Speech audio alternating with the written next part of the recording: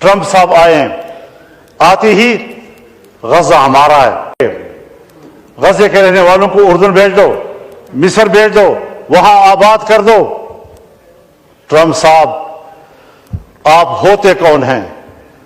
کسی آزاد قوم کے بارے میں اس کی سرزمین پر قبضہ کرنے اور ایک آزاد قوم کو دوسرے ملکوں میں مہاجر بنانے کا آپ ہوتے کون ہیں مداخلت کرنے والے؟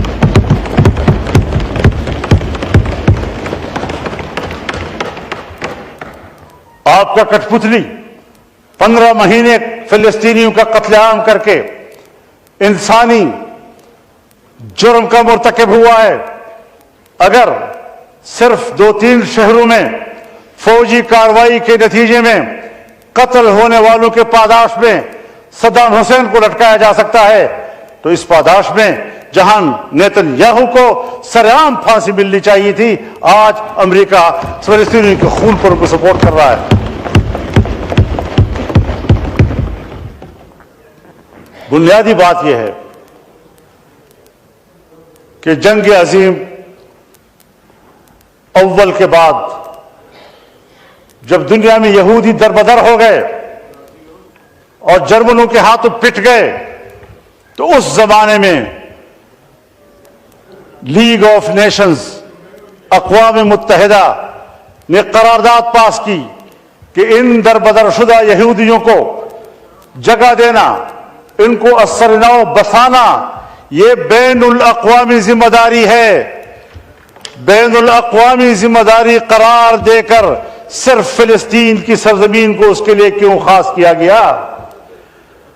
تمام ملکوں سے کہا گیا کہ جہاں جہاں پر کوئی یہودی بستا ہے اپنے ملک میں ان کے لیے جگہ دو۔ کیوں کسی ملک نے ان کو جگہ نہیں دی اور سب کو اکٹھا کر کے فلسطین کی سرزمین میں لایا گیا؟ قرارداد میں کہا گیا ہے کہ کسی شہری کو، کسی یہودی کو جبراً کہیں آباد نہیں کیا جائے گا۔ قرارداد میں کہا گیا ہے کہ کسی سرزمین پر سرزمین والوں سے پوچھے بغیر جبراً ان کو آباد نہیں کیا جا سکتا۔ یہودیوں کو بھی جبراً لا کر آباد کیا گیا، فلسطینیوں سے بھی جبراً زمین لی گئی اور وہاں ان کو آباد کیا گیا۔ قرارداد میں کہا گیا ہے کہ فلسطین اوور پاپولیٹڈ ایریا ہے، یہاں مزید کسی کو آباد کرنے کی گنجائش نہیں ہے۔ اس کے باوجود اوور پاپولیٹڈ ایریا پر ان کو آباد کیا گیا۔